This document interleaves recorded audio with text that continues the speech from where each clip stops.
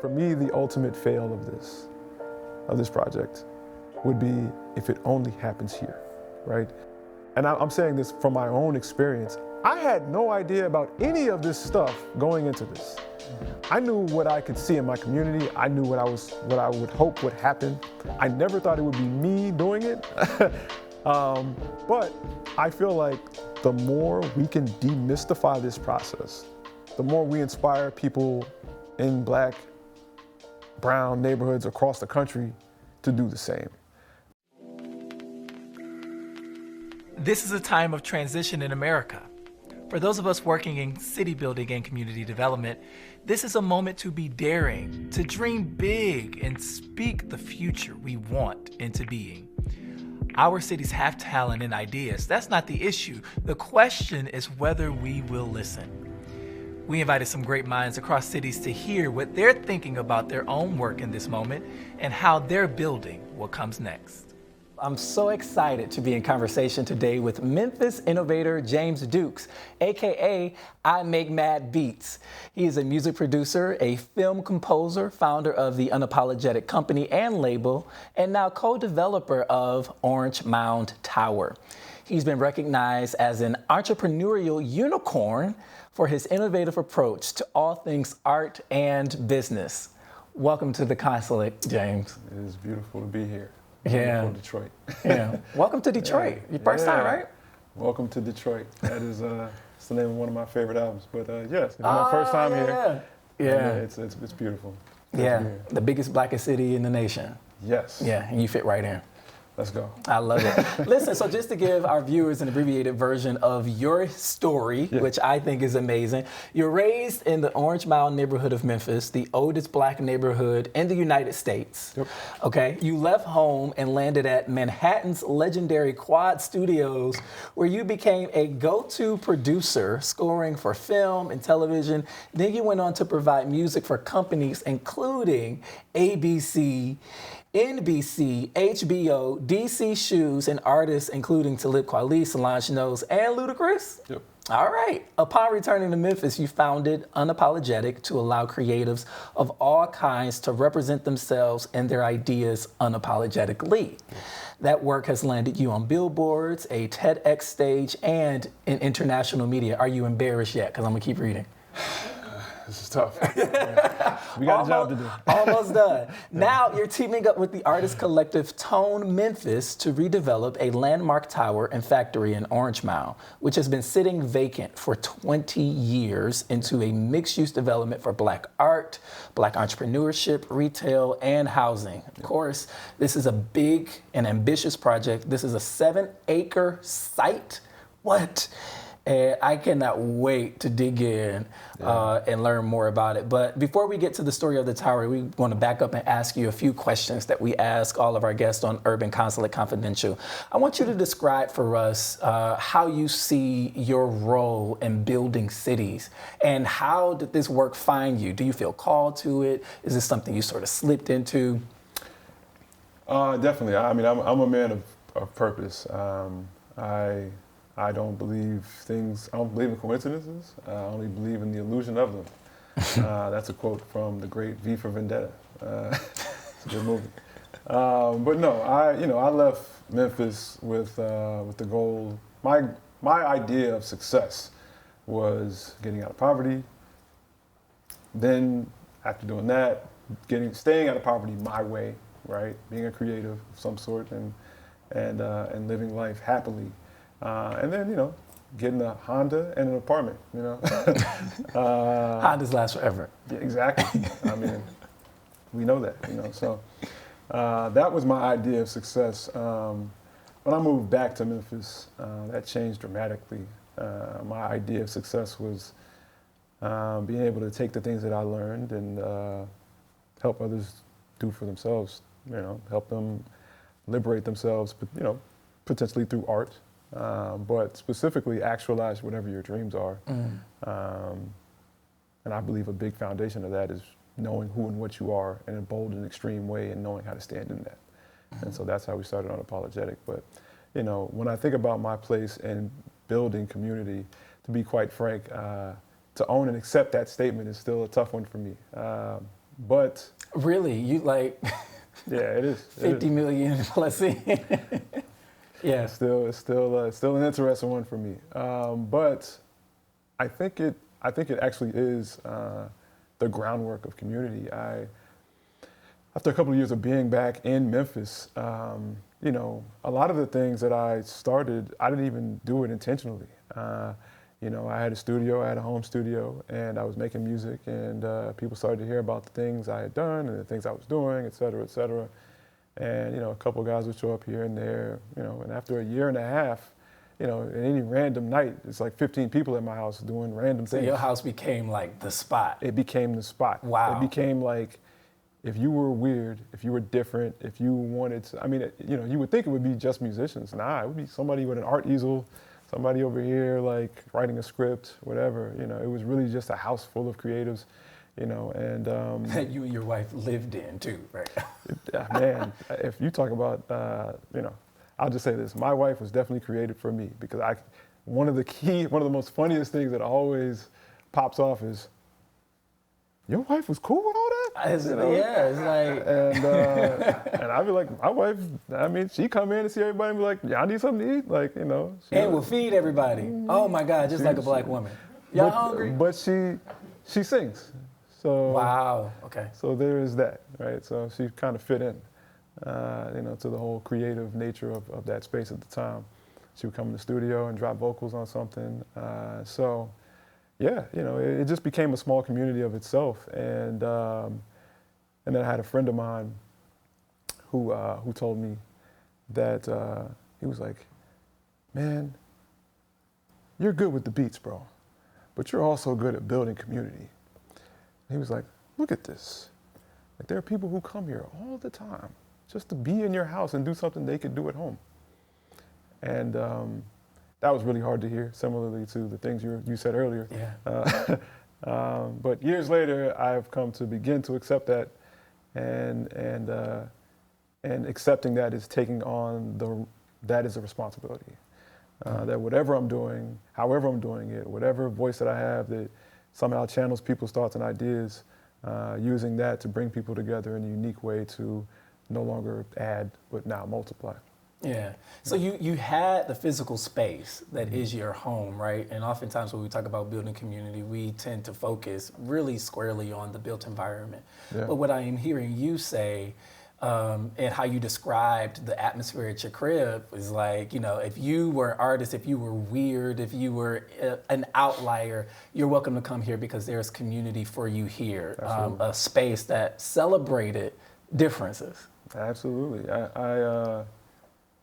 We have a saying in Unapologetic, which is weird is normal, right? I love it. It's just a matter of how much of yourself you're willing to show. And all of us, we come into rooms like this. We meet people every day, and we choose the most easily recognizable and familiar parts of ourselves, and that's what we present. But the things that are happening in our minds, Right? would typically be known as weird, but it's not weird because all of us are thinking these kinds of things. And so it's just a matter of how much of you are you willing to show. Tell me how you got to this space, though. And we already off script, and it's okay. But like, you talked about being big and audacious, and you know, projecting who you are fully. How did you get to that space? Because a lot of us, we wear the mask, or we only present a piece of ourselves, and not we show up in all kind of versions of ourselves. You know, it's funny. I have a couple of months ago, a friend of mine. She asked me. She was just like, you know. James, you know, I love your message, you know, you're different the way you approach things. Like, how did you get the strength to like be different in front of a whole bunch of people and that's okay? You know, how did you get past that? And I told her, I said, you know, there's this big misconception that I was like okay with being different. No, I wasn't. I was trying to be like everybody else. I just failed terribly at it. Mm-hmm.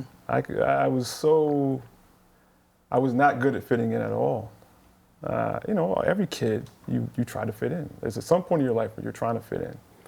I don't know, I never got good at it.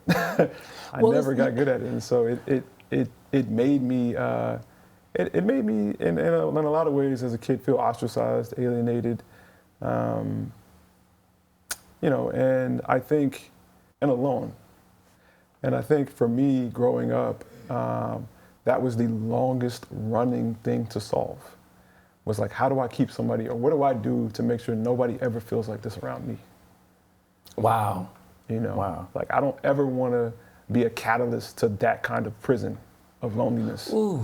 I want to be in ease of that, and to the point where, and I kind of mentioned this in the TED Talk, where it's like sometimes, I'm a different kind of guy.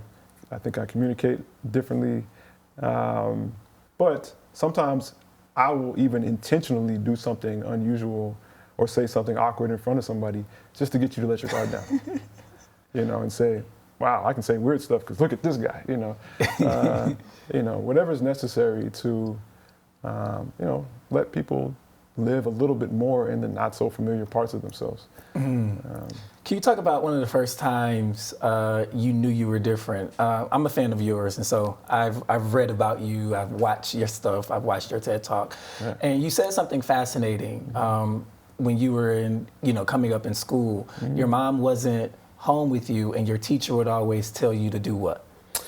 Whatever she gave us to take home. She was, it was definitely not 2021. So every time something happened, it was like, yeah, take this home to your mom's. Take this home to your mom, to your mother, and everybody would. But my mom wasn't at home, and it didn't.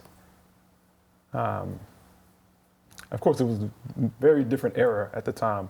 It was the era of shut up, suck it up, this is just what it is. But that was a very triggering and stinging thing when you missed your mom, and most specifically when everybody had a mom.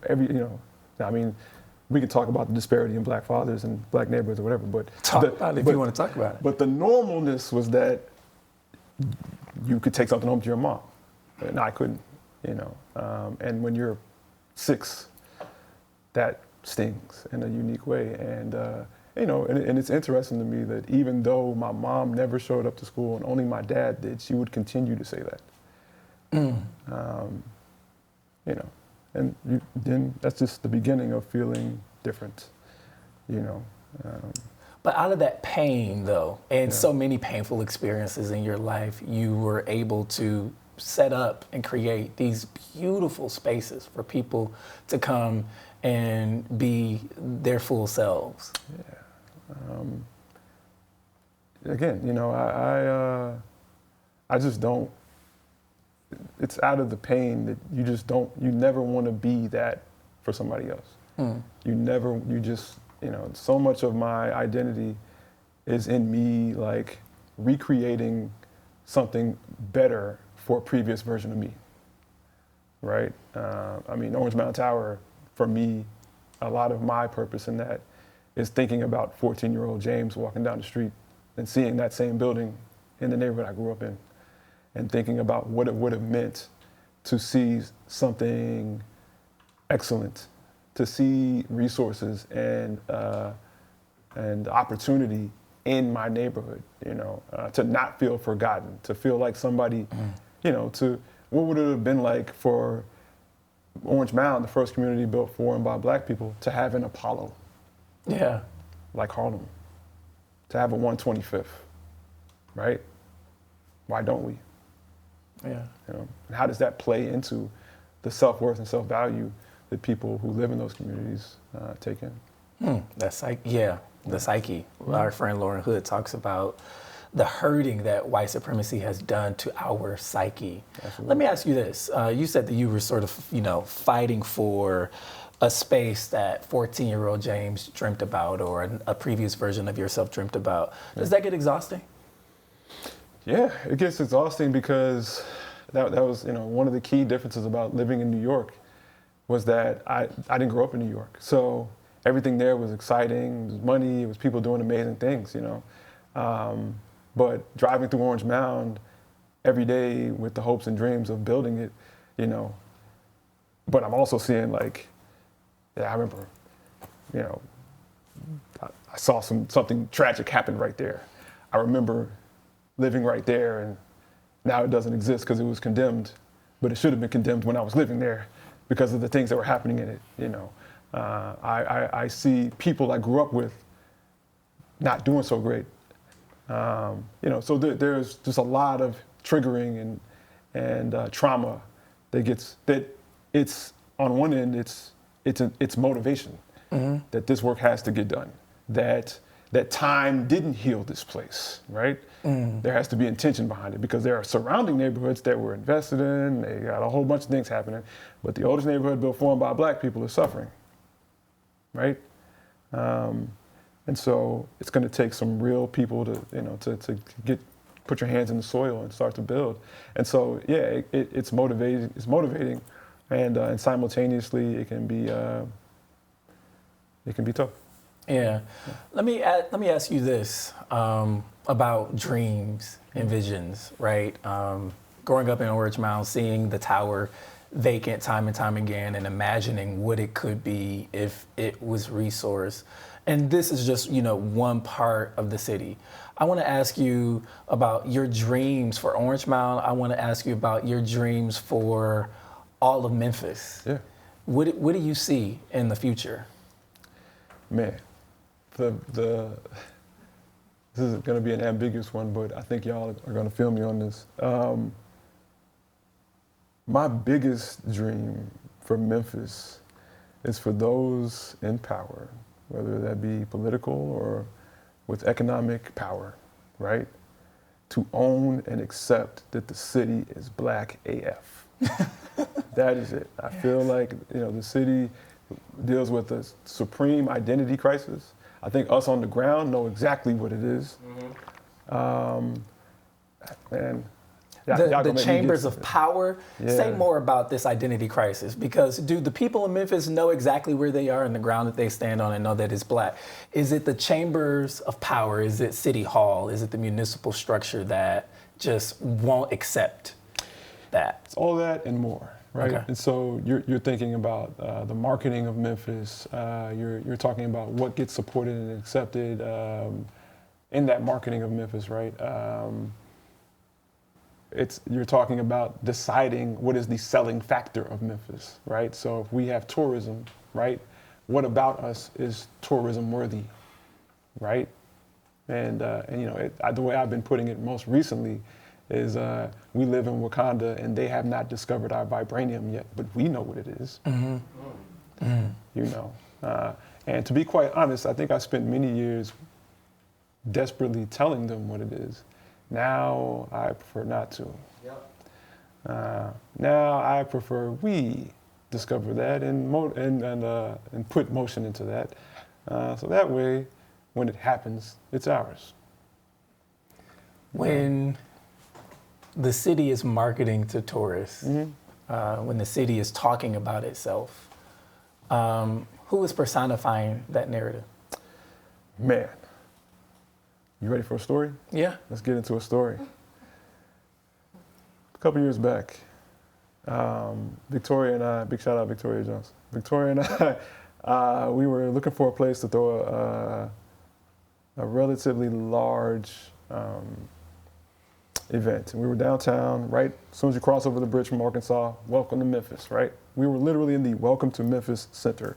You walk in there and you get all your shirts, cups, whatever. As soon as I walk in there, I'm like, hey, let's look around this place. As soon as I walk in there, the first thing you see is there's like a row of cups. This is like immediately. You walk in, hello, you see these cups. The cups say, party like a redneck, welcome to Memphis. Now, Memphis ain't as Black as Detroit, but Memphis is Black AF, right? So I was confused. I was like, how is the first thing you see rednecks partying, right, in this city, right? And I just laughed and walked off. And then I was like, you know what, let me go take a picture of this, because I got to make sure this is real tomorrow when I wake up. And sure enough, it was,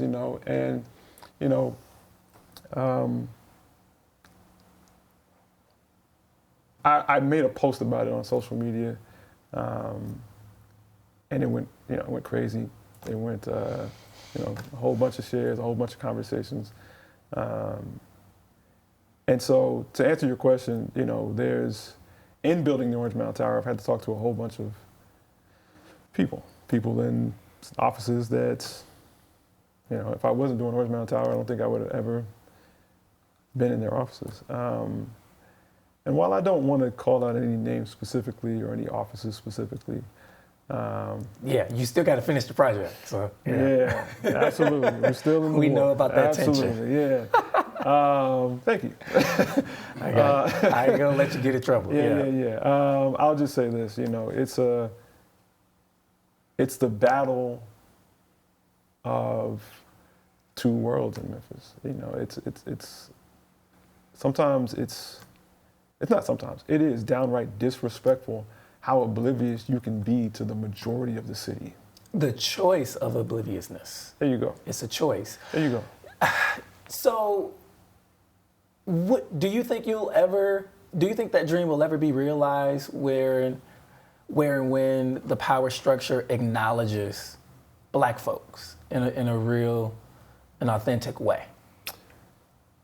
And I think I'm sorry not to cut you off, Sure. but I think this has implications around the United States, even in a city like Detroit, right?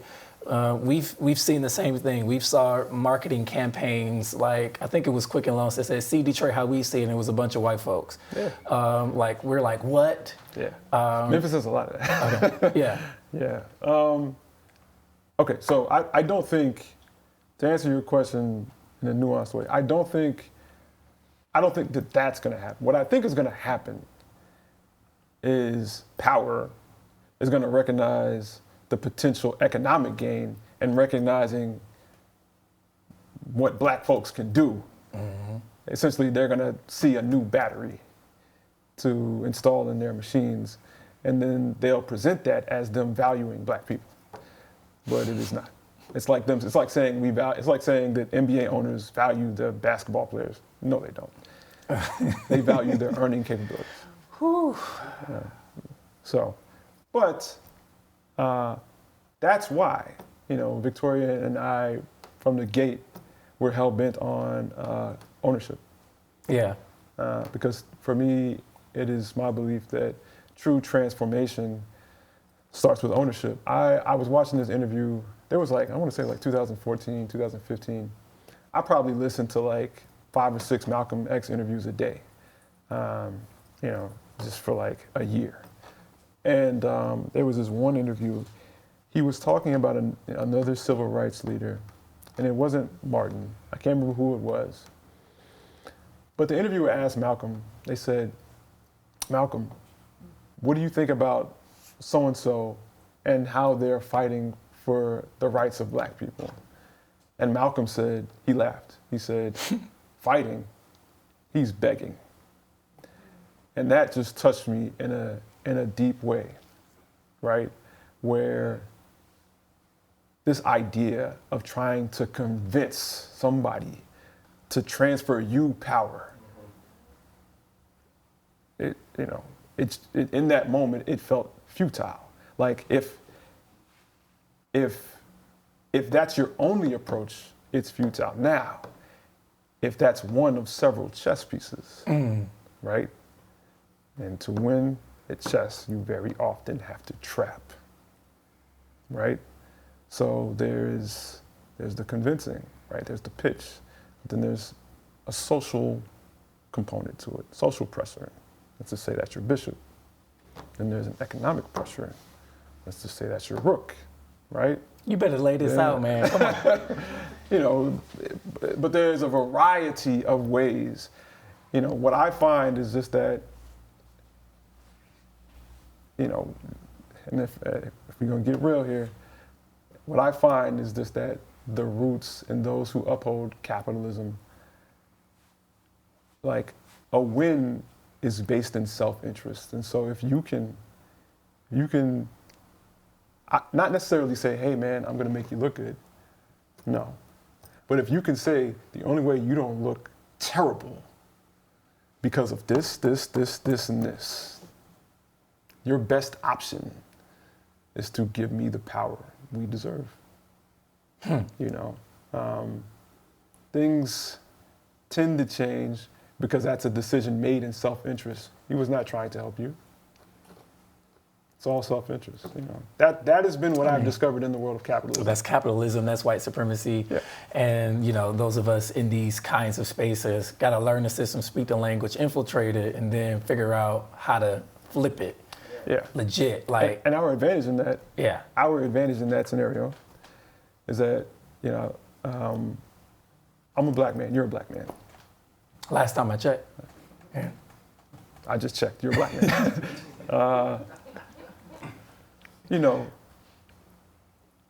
Factually, in order for me and you to survive, we have to know white people. We have to. Man. There's no choice. Like, let's be clear. Yeah. You, in order for you to survive, you have to breathe, you have to eat, you have to drink water, and you have to know white people, right? Yeah. Because if you don't, if you're not aware of their sensitivities, their concerns, their insecurities, their ego, all the things that they're afraid of about you, there's a good chance you're out of here, bro. Right? And so that's a sad thing. It's a sad thing because that's not. They have absolutely no reason to understand you. They can go somewhere and never see you. They don't have to live. Near you can be completely homogenous. Knowing you is optional. That's something. That's an elective. Oh my gosh. Right? Yeah. So that's a sad dynamic, but it presents an advantage. The advantage is that we can walk into rooms uniquely and knowing these people, knowing, their approaches to things, knowing their patterns, and there's enough of them moving daily in a way to where you can begin to deal with combinations and permutations and almost break it down to a mathematical equation, right? The only version of you they know is the guy on TV.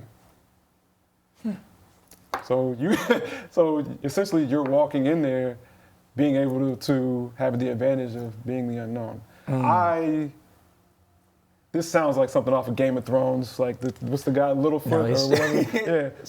But it's strategy. But that's and roles. But this is the level of strategy that I have found is necessary. Like it's not a let me say something nice or say something or appeal to your moral compass or character. Nope. Morality hasn't a thing to do with it. Absolutely not.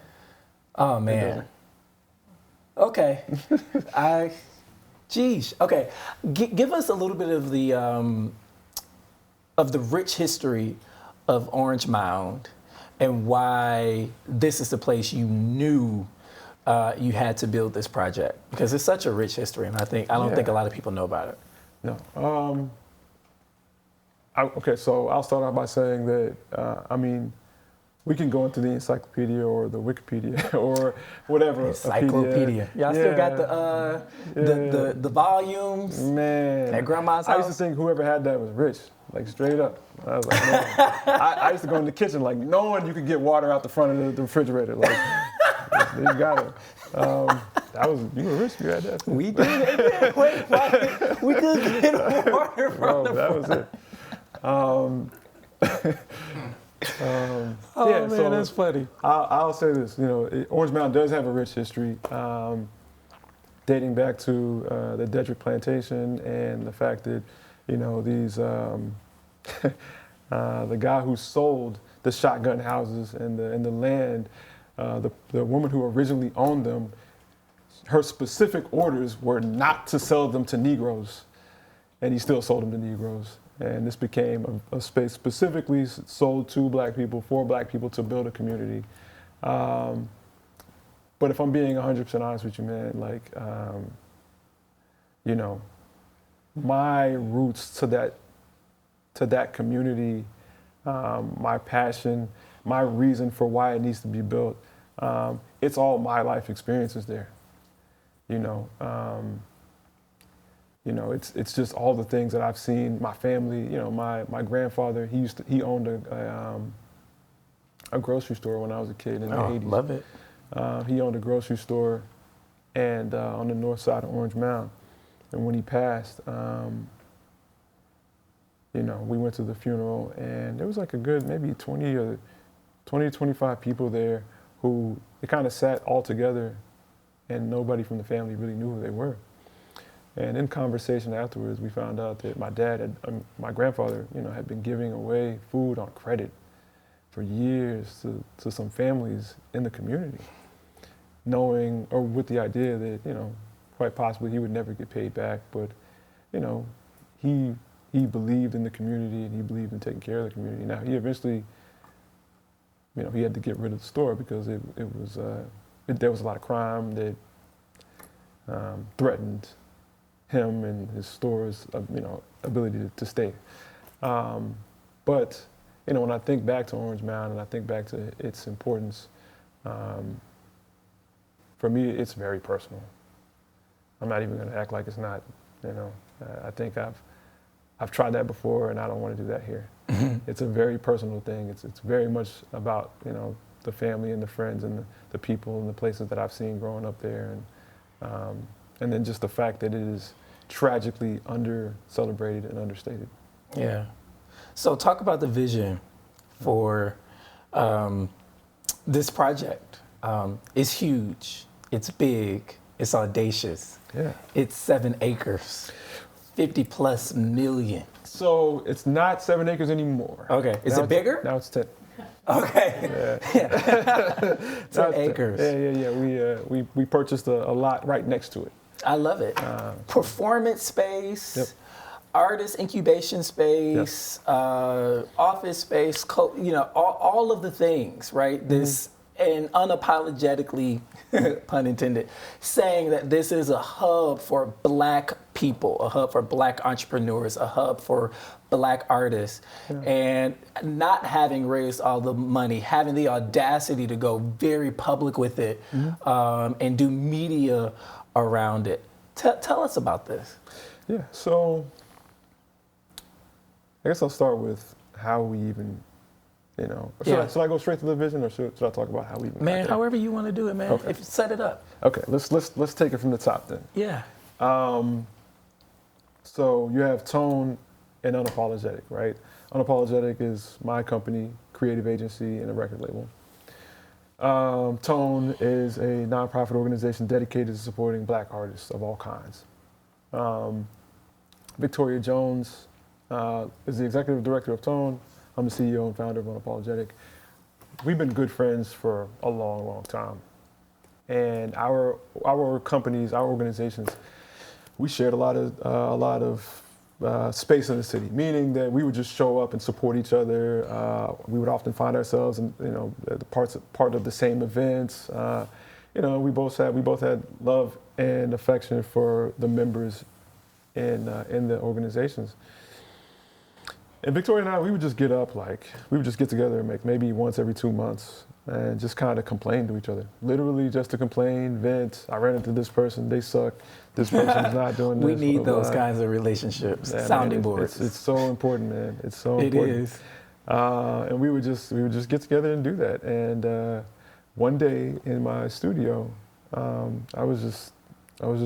think I just had enough, you know. And you know, we just threw up in the air the idea of, instead of, you know, you ran into this person, I ran into this person, instead of you doing this over here, we doing this over here, there's got to be a way that moving together solves each other's issues, at least some of them. Yeah. There's got to be a way. Like let's like really stand next to each other, and you know, not even with a real plan. And we didn't have a plan of, man, let's get property and all this other stuff. No, we just wanted to, honestly, the first thing I think we wanted to do was just intimidate, like, damn, they moving together? Like, you know, to like really show up to meetings with each other.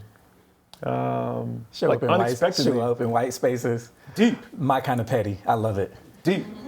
You know what I'm saying? Like she's going to meet with somebody who had a problem with me, and then I just show up. What's up? Yeah, I'm here.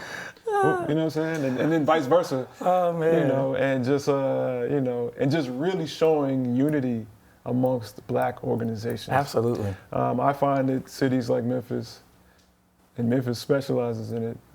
In my opinion, it thrives off the desperation of Black people. So, you know. Wait, what?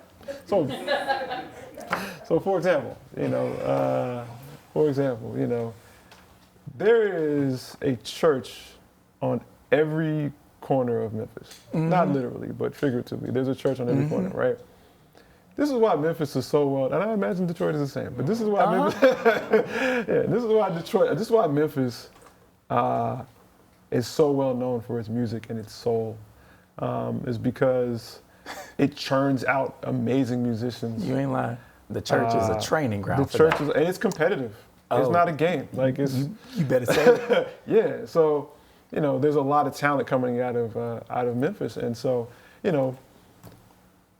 one, band or one vocalist or one, musician, you might get hit up and say, hey, come play it here, come play at this venue, we'll give you $50 and some drink tickets or whatever. That band might finally say, you know what, man? Nah, we worth more than $50 and some drink tickets, fam. I'm good, And then, the owner of that venue or whoever's promoting is just gonna say, all right, but there's a line of people desperate for that $50. So scarcity. Scarcity all day. Okay. Right? And the desire to make it, whatever it is. Scarcity, the desire to make it, all fueled by the fact that Memphis has yet, since Stax, has yet to build an infrastructure that allows musicians a way to actualize true economic growth. So that keeps them desperate. It keeps them playing at bars versus becoming legit artists and building careers. Got it. Right? Yeah. And so, these were like my frustrations as a guy in Memphis doing, music, coming directly back from the Belly to Beats in Manhattan. Yeah. And how long were you there? 7 years. Yeah. 7 years. And, and actualizing, my dreams, where I got a chance to live off of and thrive a bit, doing what I love to do. Then I come back to Memphis and you find, man, in the music sector, way more talent, but no actual infrastructure set up for them to actually grow off of it. So, Memphis is so good at that, we decided that if we showed unity, right? So somebody offers me $50, I'm like, nah, I'm good on that. Whatever, man, I'm gonna hit up Orlando. And then you say, nah, I'm with James. Nah, we good on that. Matter of fact, all of us, we good on that. Mm-hmm. Right? How about 500? Right? Mm-hmm. If our organizations, if the way we were moving in the arts ecosystem of Memphis and what Tone was doing and what Unapologetic was doing, I mean, we were it. You were showing up that way. We were it. We were the leading things in the art ecosystem. And so if you were unable to get us unless you came correct, right? It was in that unity that we began to make small amounts of change happen, right? It was in the fact that, it was kind of harder to find somebody to take advantage of. It was harder to do that. So we were inspired by that. We were motivated by that. We were motivated by how we had affected those who would pluck and choose from the Black community, whether that be every Black History Month and we need some Black people to show up to make it look like we know what we're talking about and that we're down with Black people. We started to change how they would approach the art community. I love it. In that way because we were unified and both of our organizations had numbers. Yeah. So we were deep. Yeah. That was the beginning of it all. And of course, once that started to happen, you just start to imagine, like, what else can we do with this, right? So everybody buying into the strategy, buying into the messaging, gave room for what I call revolutionary for Black folks to do, and Absolutely. that is space to imagine. So the next level, the very next thing that happened was we began to get offers for space, right? Yeah. To own space? So let me throw. So the very first words that were thrown at us were words like activate space, right? So, yeah, let's laugh some more. Actually, Don't we love? Okay.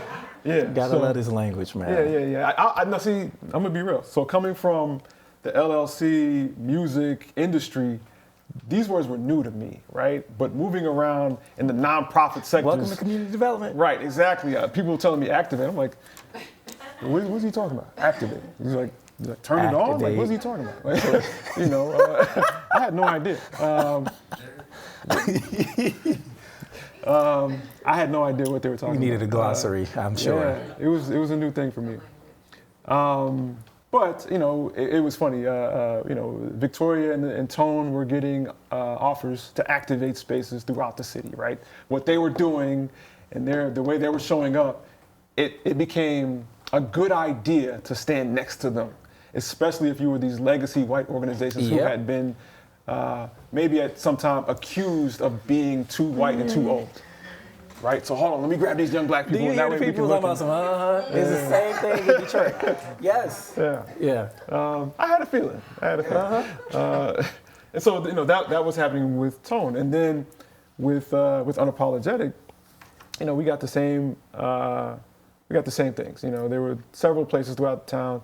Now, the interesting thing about these activations, these spaces, was just that even though Memphis is black AF, these spaces were always in spaces that were not. Right? And so, again, now the beauty of working next to somebody else on a similar journey is that you can recognize patterns faster. You can say, oh, hold up, are y'all the same way? Yep. You know what I'm saying? Yeah. A guy offered me ownership, half ownership in this one building. Yo, man, James, I just really think you're the one to help me do this, man. You know, I saw you in the newspaper. I saw this. I think that we got to go with you, man. Like, how can we make this work? And I was just like, I don't know, you know, what it is about this guy, but something about it bothers me, man. So I didn't even respond to him. Like a week later, he just hit me back. James, like, I noticed I didn't get a response from you. Look, bro, I want to be transparent with you. I don't mind losing some money on the commercial side of us building this facility, because our real estate company owns the whole neighborhood, right? Mm-hmm. And what I lose on the commercial side, I know we're gonna make up on the residential side, because once we build an art facility there with you, it'll raise property values. Oh yeah, so he's talking about gentrification. Yeah. And so there's two things to be said. So yeah, I'm listening to this on the phone. I'm like, my guy, are you asking me to help you gentrify this community? To displace black folks, probably? Absolutely. Yeah. You know, he was like, no, man, no. Hey, it's nothing like that. You know what I'm saying? And I just remember immediately thinking, like, man, this is how rampant desperation is. It's where they don't even have to hide that no more. He can just speak as clearly as day. And it's still a great opportunity. Man, you should think about that. You know, and the people I was working with, at the time I was working with a couple of white folks. They were supposed to be my white folks bridge. They were going to help me navigate spaces where I might use too much slang or move my hands too much or whatever.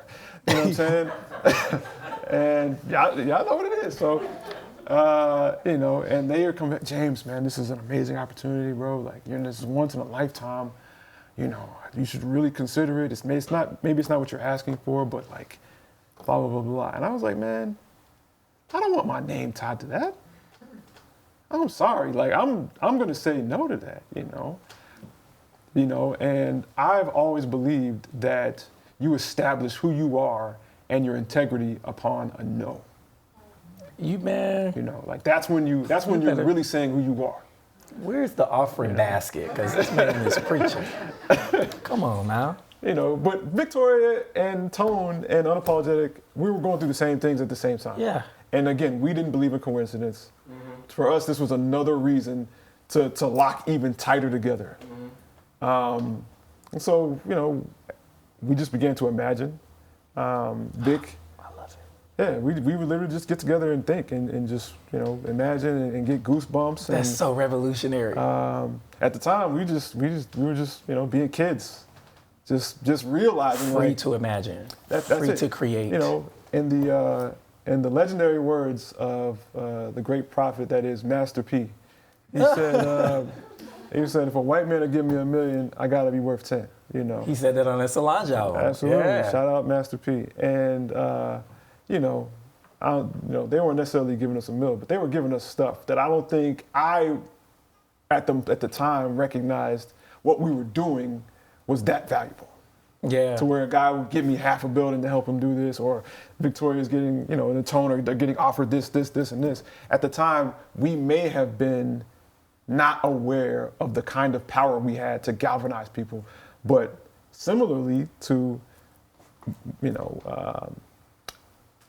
our cultures being beat down for so many years, our self-value and our self-worth, but those external to us seeing exactly and then turning us into batteries and utilizing and building and commodifying us. Yeah. This was a moment where I think Vic and I, we sat together and we realized, like, we're thinking too small.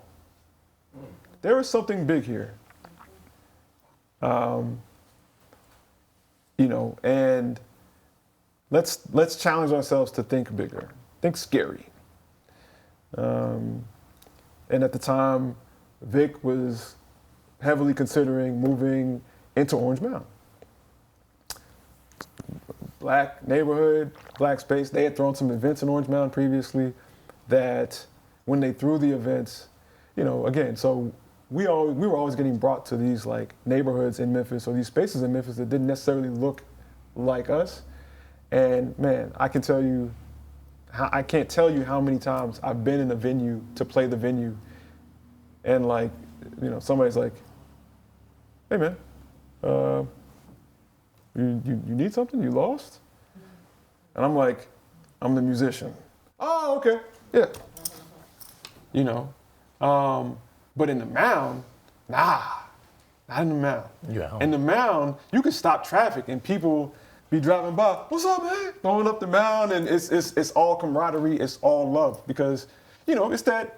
That's who we are. I know what it is. It's community. Absolutely, It's family. real community. Yes. It's not, it's not walking in and hoping people don't, misunderstand, right? How tall, how much. Or criminalize you for your appearance. Absolutely. I got you. Absolutely. I'm with you. In the Mound, that doesn't happen. I Because love it. we're just surrounded by black people, and it's love, And so I think that the tone, they felt that there, and that inspired them to go even deeper and say, no, that's the home for us. And when she mentioned that to me, I'm like, that's what let's go. Like, you asked me to take it back to the crib, then let's go. Let's build, and where, for me, it all started, We met up with a good friend of ours, Rachel Knox. Okay. Yeah, big shout out Rachel Knox. Yeah, shout out. We were, and our ideas, our vision for how this could build. She was inspired by that. She introduced us to another guy named Daryl Cobbins. Daryl Cobbins, he's in real estate, and he's done a lot of amazing deals and been a part of a lot of amazing things that happened in that city. He took us out to dinner. He ordered a few fancy bottles of wine, and he was captivated by the idea. And that is when things started to get scary, because the more people we talked to, the more people saw the potential of it and encouraged us to think bigger. Mm-hmm. And, of course, other people knowing your ideas, now you're on the hook. Mm-hmm. Yeah. Right? Now, once people see that your idea is a great one and they feel like you're capable of doing it, they can hold you accountable to your idea. Absolutely. Do it scared. Bishop Jake says that all the time. Do it scared. Absolutely. And that was pretty much how it started. That was all. The majority of that story happened in 2018. Let's jump to 2021. Let's jump to 2020 when we acquired the building. We acquired the Orange Mound Tower. When? In 2020? I want to say it was May. May of 2020. Right before George Floyd. Yep. Okay. Yeah. We acquired it quietly. Yeah. Why quietly? As a defense mechanism. Okay. Okay, so first and foremost, the building was listed as an extension of the Midtown corridor. okay, Midtown. They got to market it. Yeah, you know what I'm Midtown saying? is not Black AF. I'm it's sure. not Orange Mound. I'm it's, sure. It's very gentrified. I mean, there's this one. Positive adjacency. There you go. Mm-hmm. There's this one chicken spot there. We just call it Gentrified chicken. You know what I'm saying? It's like some fake hot chicken. Come on, bro. Gentrified chicken. And there's good people that work there. So if y'all see me, I ain't hating on y'all. You know what I'm saying? But come on, man. Oh my goodness, that's hilarious.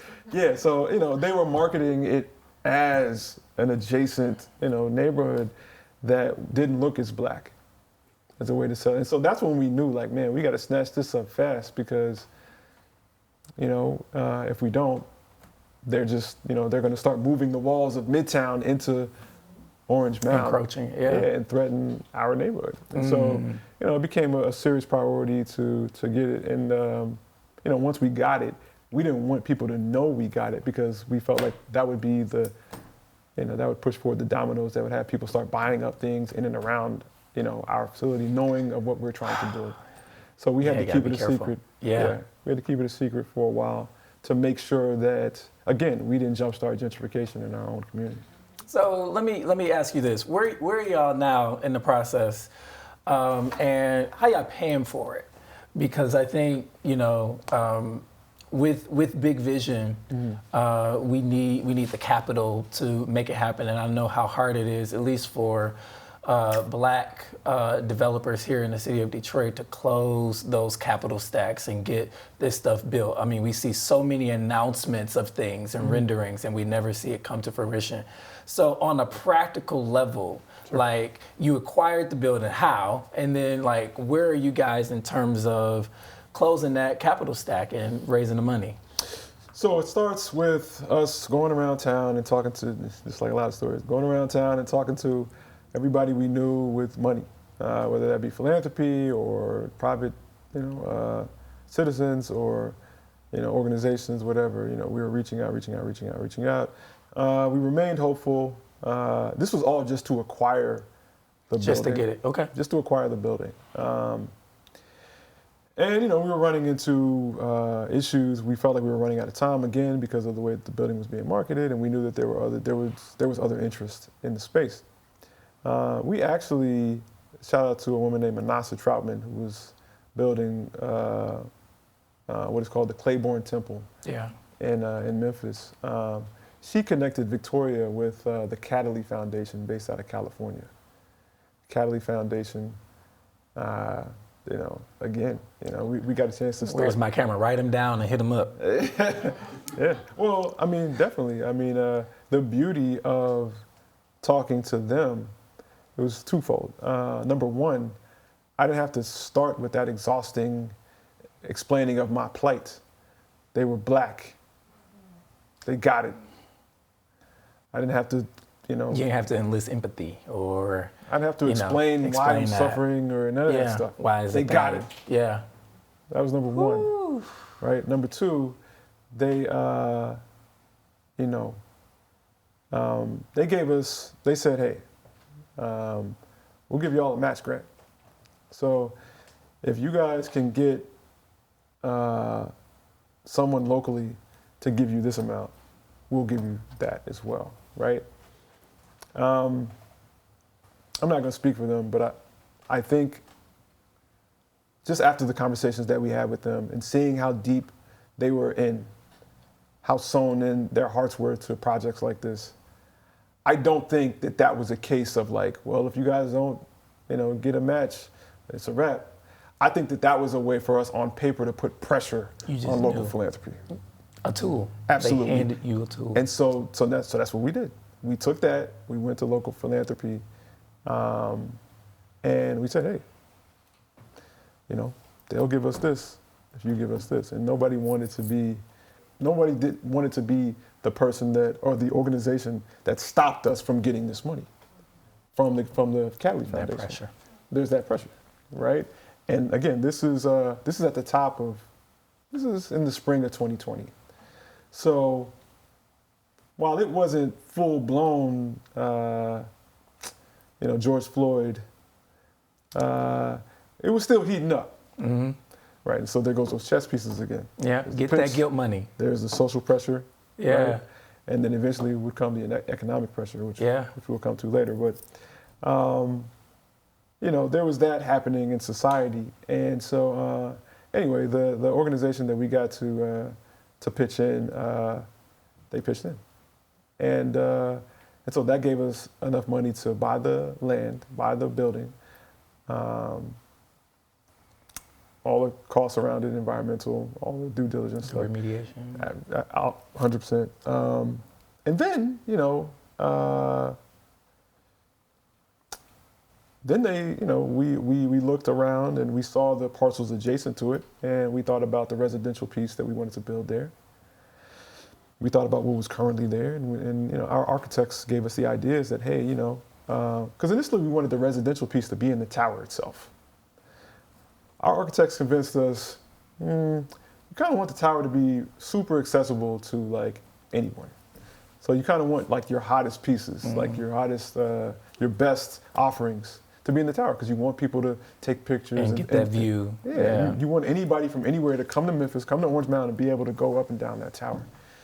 So they convinced us that the surrounding parcels is where we could put our residential piece, and so that foundation that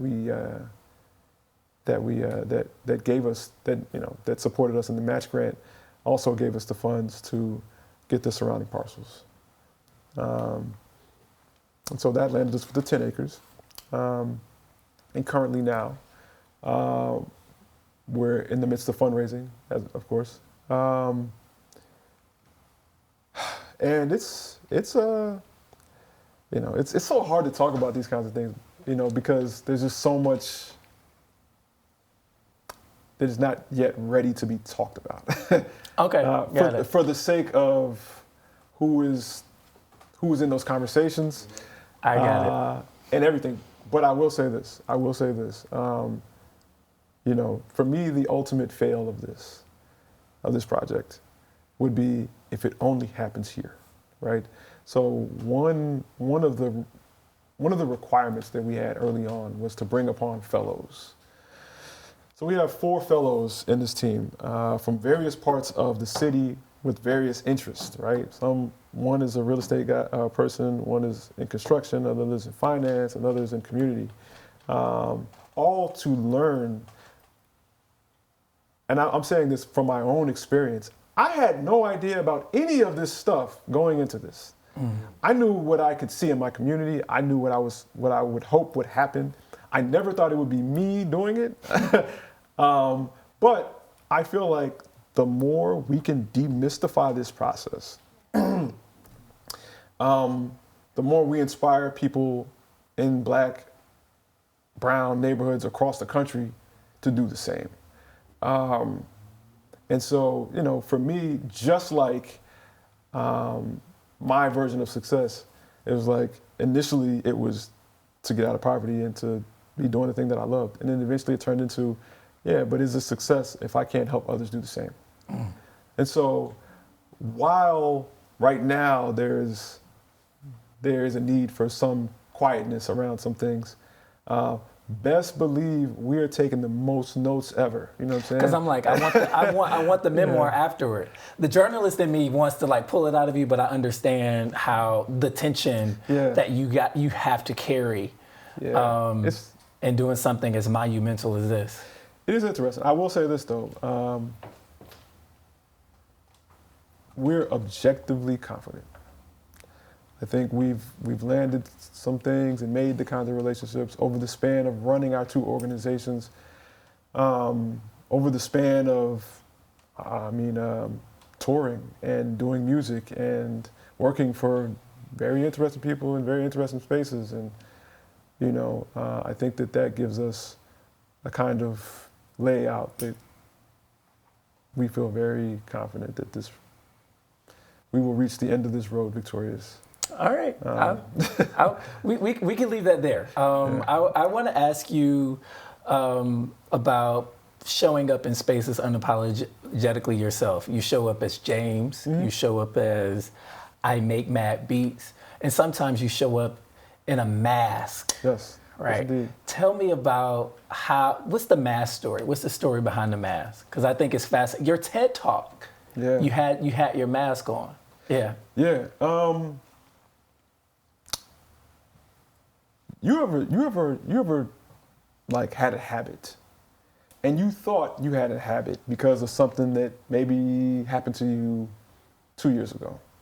And that is where you thought that habit came from. But sometime down the line, you realized, no, this actually started in my childhood, right? The thing that triggered it to start happening was actually more deeper rooted than you may have recognized. You know, That's why I pay my therapist. Good money. Yeah.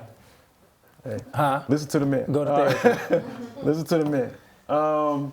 Yeah, sometimes it takes some digging to really understand your motivations behind some things. But just to be ultra transparent and brutally honest, even right now, I can feel the anxiety in my veins right now. I have always had an issue with looking at myself. I have always had a problem with looking in the mirror. I've always valued my goals more than I valued myself. And so if I didn't see the success in my goals in the mirror, then I didn't want to look in the mirror, right? So my value as a person was based off of what I accomplished. And that was me the majority of my life. When I was in New York, I was engineering a session with Busta Rhymes. And he was saying, you know, in order to survive in this industry, you got to know who you are, what you are, and then break the knob turning that up, you know. And I remember, you know, immediately thinking, okay, that's how you go from leaders of the new school to woo-ha. That makes sense, all right, you know, because he turned up. He was on woo-ha. He was turned, you know. And you know, that was cool. I remember leaving that session, and I was thinking, man, well, what is that with me? You know, who am I when I, you know, and then how do I break the knob turning that up? I was still in college at the time, so I went home to my dorm, and I went to sociology class the next day, and I just started drawing. And usually when I need to figure out things, I draw. And I decided to draw myself, and when I drew myself, I had that mask on. And it was me showing, you know, the words, I make mad beats on my face over and over again. And the general idea was just that I would rather you know that about me than actually see me. Like, that's all you need to know. I am that dedicated to it to where I will remove my face for you to know that I'm a musician. That's all you need to know. Just listen, you know. And then that became my mask. Now, I think for years, when I would tell the story of the beginning of the mask, I would start with Busta Rhymes, right? But that's because it can be hard to say that you have negative thoughts when you look at yourself, to admit that to yourself, right? But that's where it originally stems from. It stems from, you know, insecurities that I had as a child and to some extent still do. Your mask is off. Yeah. For this interview. Mm-hmm. Why is it off? Sometimes you wonder. I used to have a whole bunch of hair, and when I cut it off, it was because I was wondering, do I own this hair or does it own me? Right? Mm-hmm. Like, am I just keeping this hair because I have all this hair? Right? And I didn't want it anymore. So I cut it off. I still wear the mask. The mask is how I perform. It's a big part of me. It's something, there's something interesting about it. When I put it on, it's funny. You know, if you were to go ask my uncles and aunts and everything about me, and you know, when I'm performing and when we're doing a show, they swear it's a different person on stage. You like metamorphosize into... They don't think it's me. Yeah. Because I'm moving, I'm energetic, I'm doing stuff, and around them, I'm generally a quiet guy who moves very little, you know. But, you know, every now and then, I just like to make sure that, you know, that I'm holding on to James. And, yeah. What keeps you going? What keeps me going? Yeah. Purpose, you know. Purpose and the fact that I believe God has made purpose so clear to me. Like, it's impossible for me to deny it. You know what I'm saying? Like, I can't sit up here and act like I'm not supposed to be doing this. It's so clear to me. You know, and I'm so blessed. You know, I was thinking this morning, here we go. So I was thinking this morning, you know, how I had just won that award for the film competition. Yeah, and I was still high off of that. But, you know, I'm an artist, so I think of things this way. So just y'all, you know, live with me for a second. You know, I can gain an award, but I still have to deal with the fact that I lost feeling in my face. Right? So it's like, you know, and so sometimes I feel like more of a loser than a winner. There's a lot of, these are all issues that I find are not as unusual as I thought they were growing up. These are the ramifications and the results of growing up in situations like the ones I grew up in. Right? There are many more. The more I speak out about this, the more I find people who feel the exact same way. Yeah. Exactly. You know what I'm saying? And that's, again, this is why I feel like my purpose is community.